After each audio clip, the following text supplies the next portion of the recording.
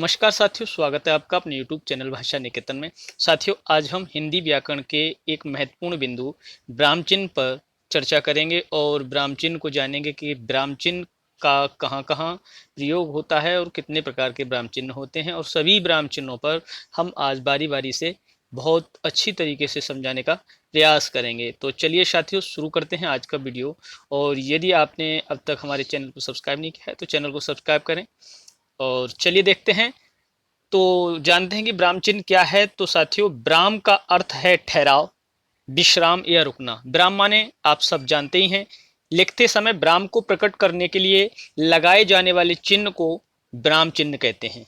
यदि हम कोई चीज़ लेख लिखते हैं या कुछ भी हम गद्य में लिखते हैं, पद्य में लिखते हैं, और जहाँ पर भी है ना रुकने के लिए, ठहराव के लिए जिन चिन्हों का प्रयोग करते हैं हम उनको ब्राह्म चिन्ह कहते हैं। तो देखिएगा, यहाँ पर उदाहरण दिए हैं, तो उदाहरण को देखते हैं। देखिए, मोहन पढ़ रहा है।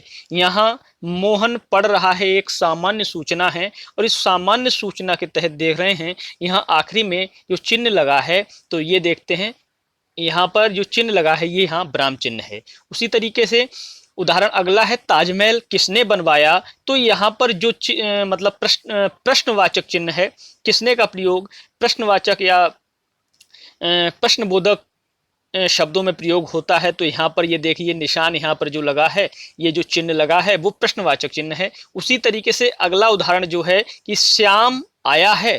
तो श्याम आया है, यहाँ पर जो चिन्ह लगा है वो आश्चर्य है ना, आश्चर्य बोधक भाव का चिन्ह लगा है। तो यहाँ पर हम देख रहे हैं ये सब चिन्ह हैं। तो अब हम आगे देखेंगे कि ब्राह्म चिन्ह कितने प्रकार के होते हैं और सभी ब्राह्म चिन्ह पर कायदे से है ना बात करेंगे। तो देखिए, ब्राह्म चिन्ह के प्रकार हैं और यहाँ निम्नवत जो दिए हैं। तो सबसे पहले हम बात करेंगे अल्प ब्राह्म की। किसकी करेंगे साथियों?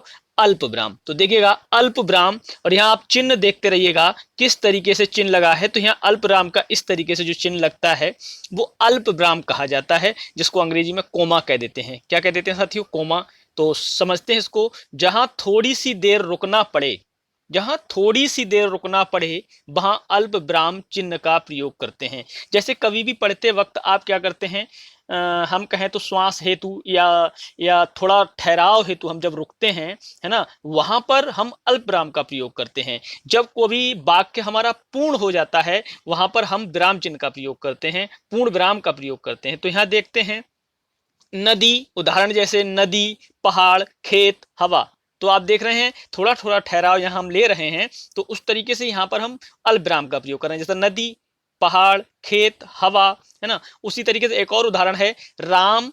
अब रुके हम थोड़ा, राम, सीता और लक्ष्मण जंगल गए। तो यहाँ पर ये जो कोमा का प्रयोग हुआ वो कोमा है और ये आपका पूर्ण विराम है। जंगल गए के बाद आखिरी हमारी जो वाक्य पूर्ण हुआ तो हमने पूर्ण विराम का प्रयोग किया। तो जब हमको थोड़ा ठहरना हो है ना, थोड़ा रुकना हो, वहां अल्प विराम का प्रयोग करते हैं। आशा करते हैं ये बात आपको समझ में आई होगी। तो देखिए अगला आपका चिन्ह है अर्धविराम। क्या है साथियों? अर्धविराम। अल्प विराम, अर्धविराम।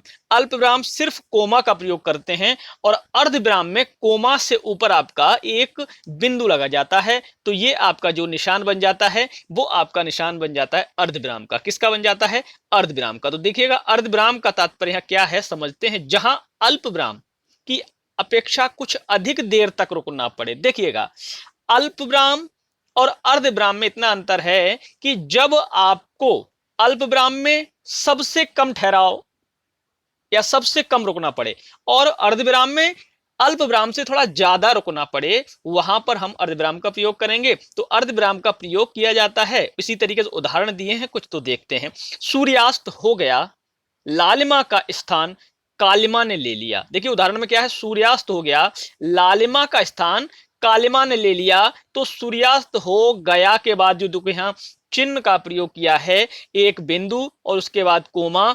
तो ये जो चिन्ह है, तो ये जो चिन्ह है वो आपका अर्ध विराम का है। उसी तरीके से अगला उदाहरण है, सूर्योदय हो गया, चिड़िया। देखिए सूर्योदय हो गया, आपको थोड़ा रुकना पड़ा, अल्प विराम से ज्यादा रुकना है। सूर्योदय हो गया, चिड़िया चहकने लगी और कमल खिल गए। तो साथियों यहां देख रहे हैं आप अर्ध विराम का प्रयोग हुआ है। तो अगला देखते हैं, अगला आपका है उपविराम।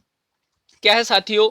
उपविराम। अब देखिए उपविराम का प्रयोग कहां होता है और उपविराम का चिन्ह आप देख ही रहे हैं। दो बिंदुओं का प्रयोग जब भी हो तो वहां क्या है, उपविराम है साथियों। क्या है, उपविराम। देखें, जब किसी कथन को अलग दिखाना हो तो वहां पर उपविराम का प्रयोग करते हैं, जब कथन को क्या हो, अलग दिखाना हो। जैसे उदाहरण, प्रदूषण, एक अभिशाप, ये सभी तीनों शब्द जो हैं अलग अलग हैं, तो यहां पर आपका उपविराम का प्रयोग हुआ।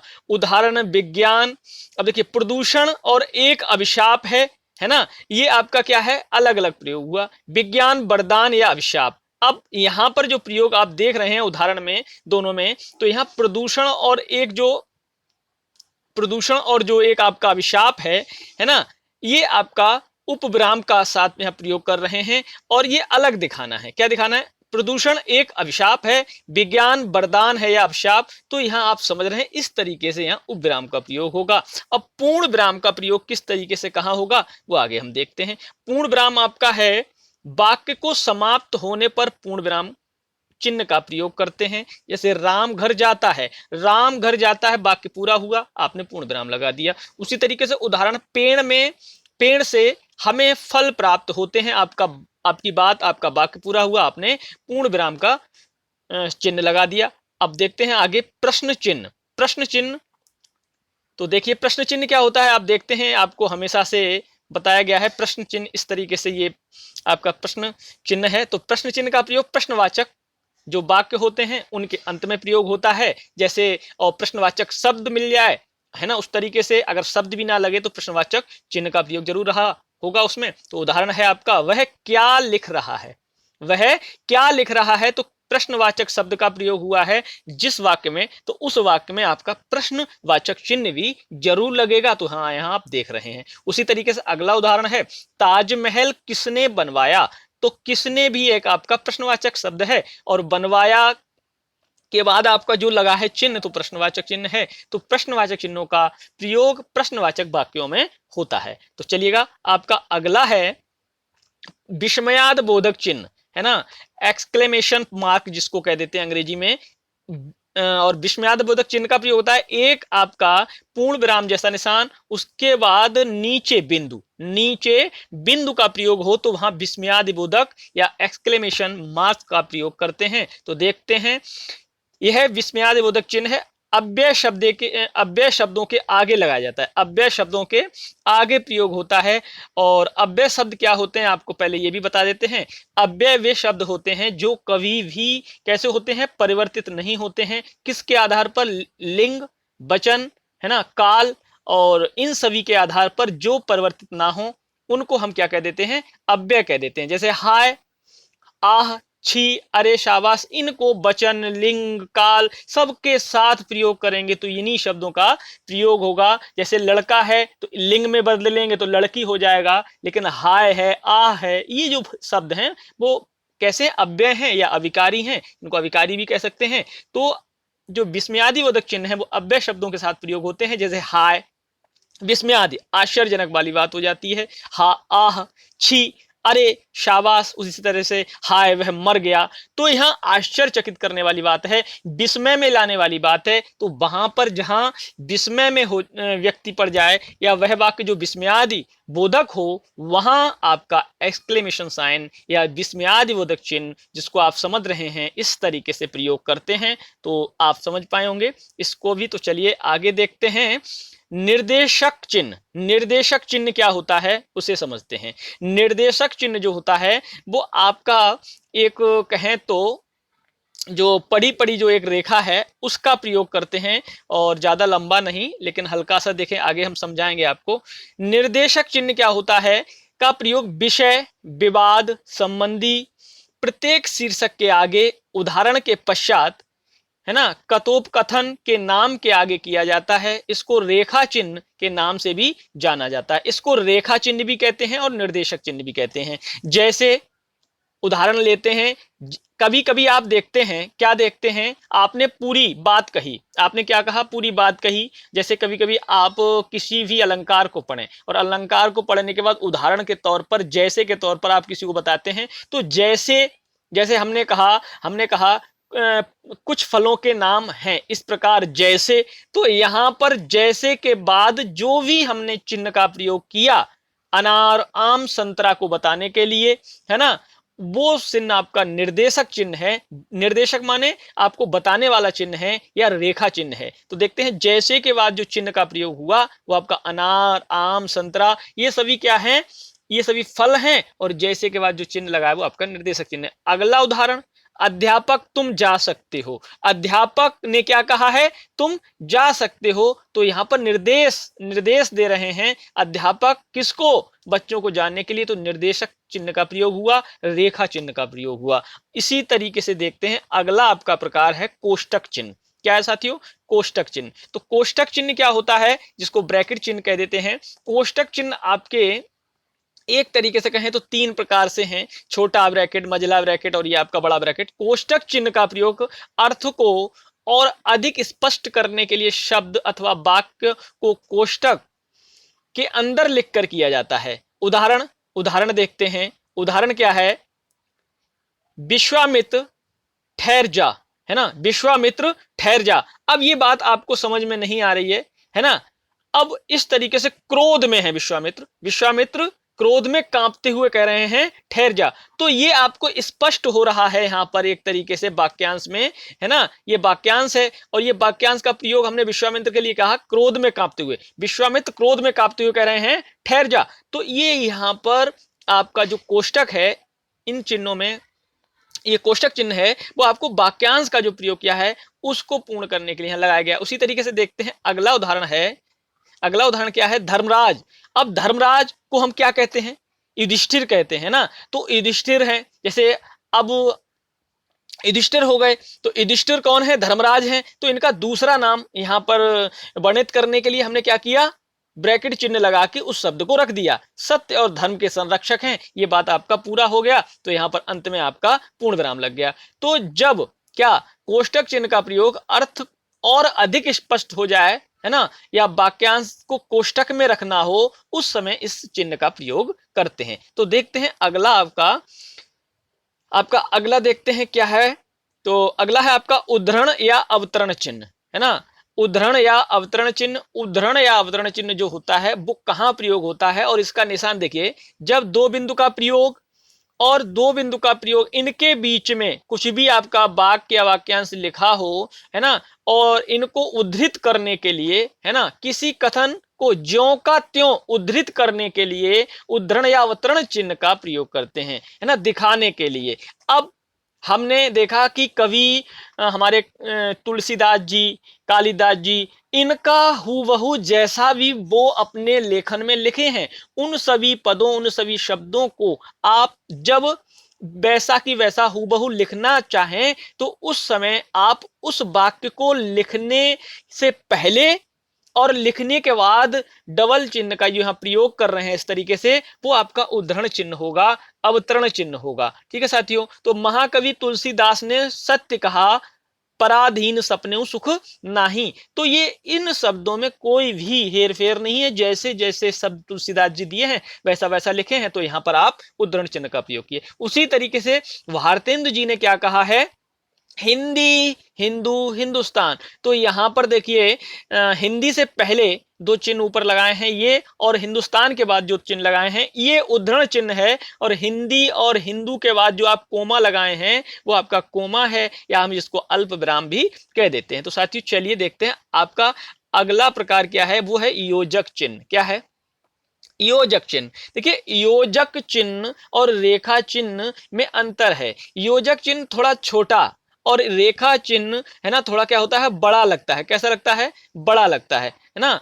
तो अब देखते हैं योजक चिन्ह क्या है। योजक चिन्ह का प्रयोग समस्त पदों के, योजक चिन्ह का प्रयोग समस्त पदों के मध्य में किया जाता है। उदाहरण जैसे सुख दुख, है ना, या विपरीतार्थक शब्दों में भी इनका प्रयोग किया जाता है।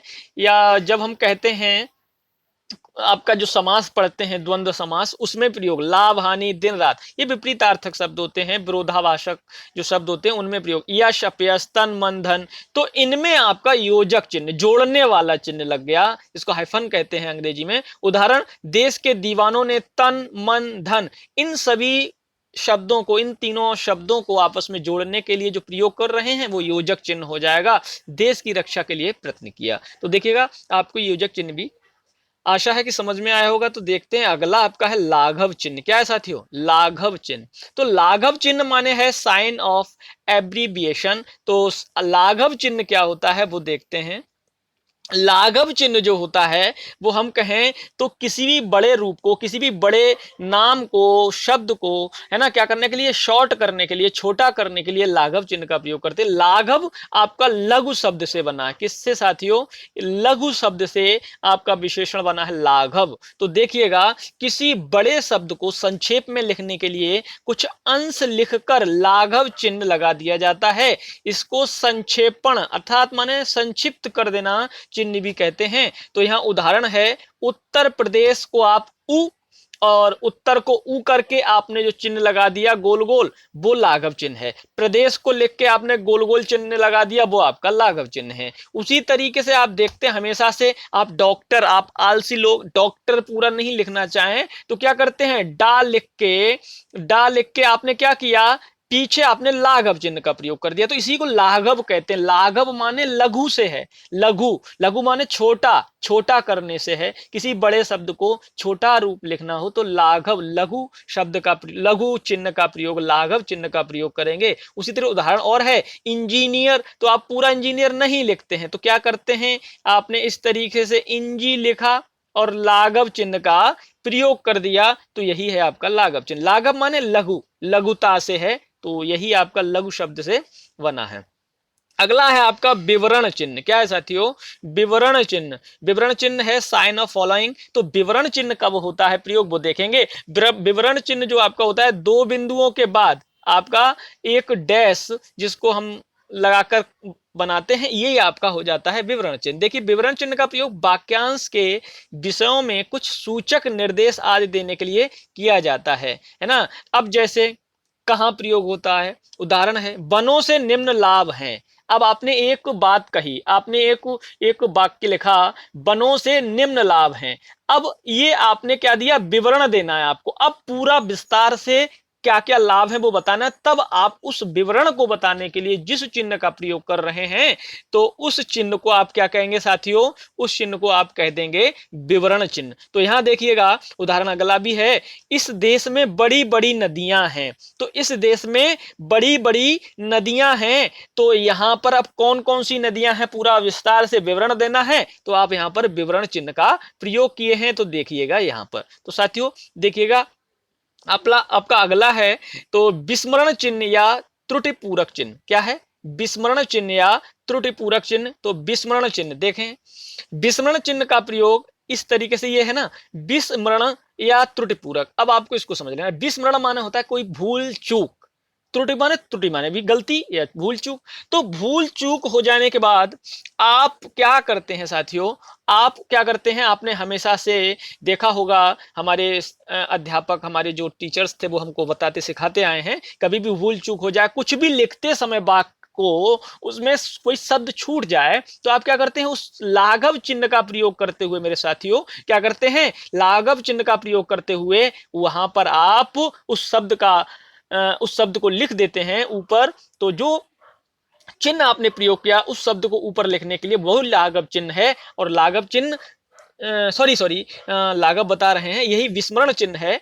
तो यही विस्मरण माने भूल से, जो भूल से आपका हो गया है वही क्या है, विस्मरण चिन्ह है। भूल से होना, त्रुटि पूरक होना। तो मैं पिताजी के साथ गया, है ना, मैं पिताजी के साथ गया। अब आप भूल गए कहां गया, तो मैं पिताजी के साथ गया, ये वाक्य तो आपने पूरा किया, लेकिन आपको बताना इसमें था कि मैं पिताजी के साथ आगरा गया। तो अब आगरा जब भूल गए तो आप यहां क्या लिख देंगे, आगरा लिख देंगे। क्या लिख देंगे साथियों, आगरा लिख देंगे, यहां पर आगरा लिख देंगे। उसी तरह से उदाहरण में, हमें रोजाना अपना कार्य, अब आप कार्य करना चाहिए, अब यहां भूल गए कि समय पर करना चाहिए, तो यहां पर जो लाघव चिन्ह है इस तरीके से इसके ऊपर आप लिख देंगे समय पर। तो सॉरी, भूल जा रहे हैं बार बार, तो विस्मरण चिन्ह लिख देंगे या त्रुटिपूरक चिन्ह लिख देंगे। ये क्या है, त्रुटिपूरक या विस्मरण चिन्ह है जब हम किसी चीज को भूल जाएं, भूल चूक से रह जाए वाक्य को लिखते समय, और हम आपको ऊपर से जिसको लिखते समय प्रयोग कर देंगे वो आपका हो जाएगा विस्मरण चिन्ह या त्रुटिपूरक चिन्ह। तो देखते हैं अगला आपका जो प्रकार है वो है आपका पदलोप चिन्ह। क्या है साथियों? पदलोप चिन्ह। पदलोप माने जब भी आपको पूरा वाक्य ना लिखना हो, है ना, कुछ जैसे राम ने मोहन को गाली दी, है ना, तो गाली दी, अब आपको बात कहनी ही नहीं है, पूरी बात नहीं कहनी है क्या क्या गाली दी, है ना।